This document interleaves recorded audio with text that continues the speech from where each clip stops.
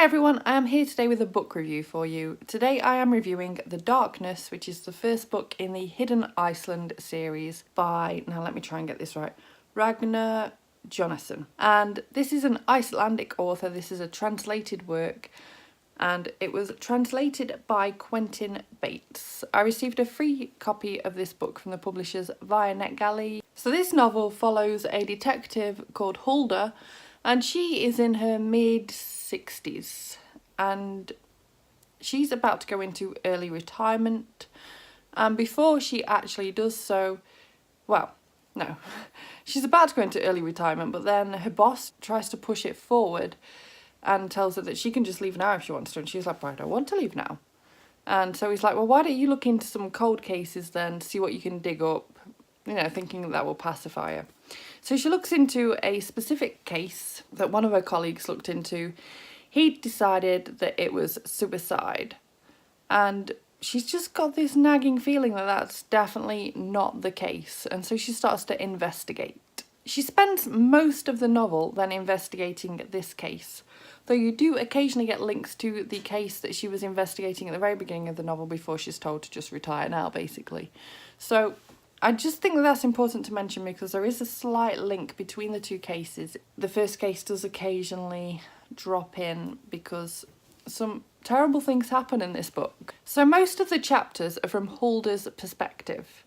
But occasionally we get these other chapters and you're not really sure who it is at first. And I must say that I did find the jumping chapters, since it wasn't clear who it was, I found the jumping chapters really irritating to begin with.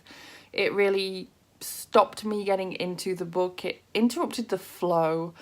It made me have issues with the writing quite a bit, and it was actually just really annoying to me for the first quarter of the book, I'd say. I even considered DNFing at one point because I just really wasn't feeling the writing style. And then all of a sudden I got into the book and I was hooked. And obviously the further you get in, the more you become aware of what this other chapter actually is, and everything starts making sense a lot more. So I went into this book relatively blind. I've never read anything by this author before, even though he does write a lot of Nordic Noir and is known within the genre, so many people have rated his other books on Goodreads and they've got excellent reviews. I'm unable to comment on whether this one is of the same sort of level as his other work because, as I said, I've not read it. Lots of people on Goodreads didn't think this was as good, and as I said, without reading, I don't know, but I really enjoyed this book all the same. I'd say the strong point of this book, for me, was the atmosphere. There was so much tension, the setting was fantastic, like being in Iceland and the weather and just everything that's going on and how Hulda can't really trust anyone. The atmosphere building and the tension, it was just like climbing continually. It blew me away, honestly. It was just such a wonderful and creepy vibe. I was like, from very early on, I don't think it's a spoiler to say that you start being convinced, like Hulda, that this girl was murdered. And as a result, because she hits so many barriers in trying to investigate this murder, you start questioning every single person who tries to stop this. Everyone who is involved in every way, shape and form, you're like, right, why do you not want her looking into this? Why are you being difficult? Are you the killer? Like, that's just what was going on in my head all the time. I didn't know who to trust. Hulda doesn't know who to trust. I even distrusted, I even didn't trust her colleagues. I was like, there's nothing to say that one of the police guys didn't kill this girl.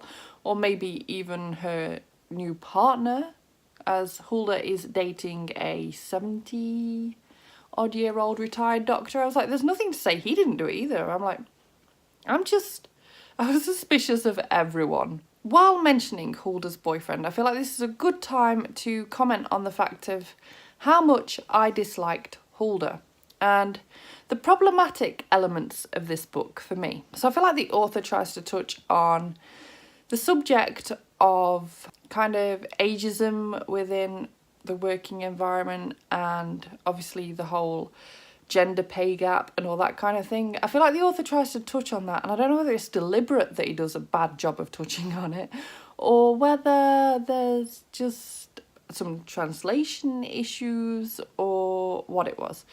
Basically, the whole retirement thing with Hulda. She doesn't want to retire. I feel like she would happily work until the day she drops dead. She's restless outside of work, doesn't have any hobbies that she wants to busy herself with. Really, she'd rather just work and work and work, which is fine. And retirement is a thing, and I didn't put too much into that until they started trying to force her into an earlier retirement. It's like, well, she was already going at the end of the year anyway. Why are you now trying to get rid of her earlier? She claims that no one's really ever respected her, no one's really ever given her promotions because younger men have come in to do the job instead, and that they seem to be given sort of the priority with the promotions, and that she's definitely convinced it's an ageism thing or a gender thing or a combination of the both. And at first I was like, okay, fair enough, but then the evidence doesn't stack towards that later on. It becomes obvious that actually she is just really irritating to work with. She doesn't always consult her seniors on what she's doing. She isn't really a team player at times. And don't get me wrong, their attitudes towards her at times might be enough to make her not a team player. And maybe that's something that could have been worked upon. At the same time though, I didn't feel like the lack of promotion was anything to do with her age or gender, and more to do with just the fact that they were genuinely better at the job than her. But she doesn't seem to believe that that could possibly be a thing. She thinks that she's like the best of the best. Yet at other times it is mentioned that she's really good at her job. I feel like it's the little things that let her down with the promotions rather than her age or her gender. And while relating to that, it does make her a very irritating character to read from. Because I'm just started going, stop whinging. It's not about your age. It's just the fact that you are not a team player. You are not letting them know what you're doing. If this is how you've gone through your entire police career, no wonder you've not been promoted. She's also a horrible person in other ways because this guy that she's dating, Peter, I think his name was. So she doesn't ever really mention how she thinks that he's... It just sounds like she's using him, basically. So she continually goes on about how he's got all this money and this massive house and how he's retired and has such an easy life.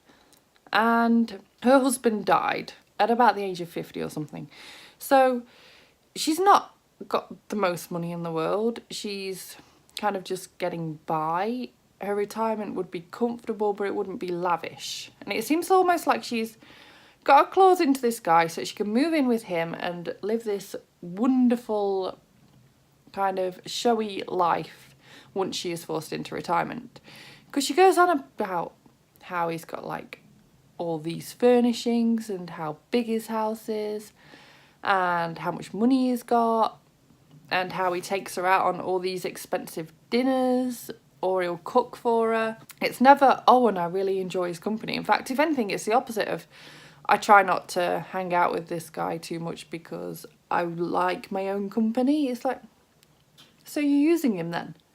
And she's always going on about how handsome he is for his age. And it's like, so you're physically attracted to him and you want his money. That's what I got from her. She really isn't the easiest of people to like, basically. All the same, despite despising her at times, I did really enjoy the investigation that she goes upon. The twists and turns and the constant trying to work out who the real killer may be.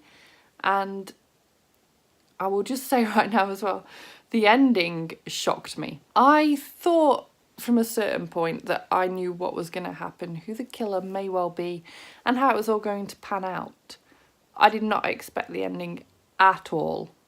It's part of the reason why I gave this book 4 stars in the end. The ending was just spectacular. Even in the last few pages, I kept thinking, this isn't going to end like this. Something is going to happen to stop this. This isn't how it's going to be. It'll get like solved on the last page. It'll all get sorted. And the thing that's mid-happening will actually not end up happening at all because this doesn't happen in these books. It happened. I'm shocked. I'm blown away. And I can't wait to read the next book in the series. Incidentally, because of the ways that the previous case that Hulda's kind of looking into at the very beginning of the novel links into the storyline. The second book is going to be from earlier in her career because it kind of links to that a little bit. So I am really excited to pick that up. I realise that that will have made no sense, but I can't make it make sense or it's a spoiler. So thank you so much for watching this video. If you liked it, please give it a thumbs up. Subscribe by clicking the image of me if you want to see more book reviews and other bookish content from me, and I will see you soon. Bye bye!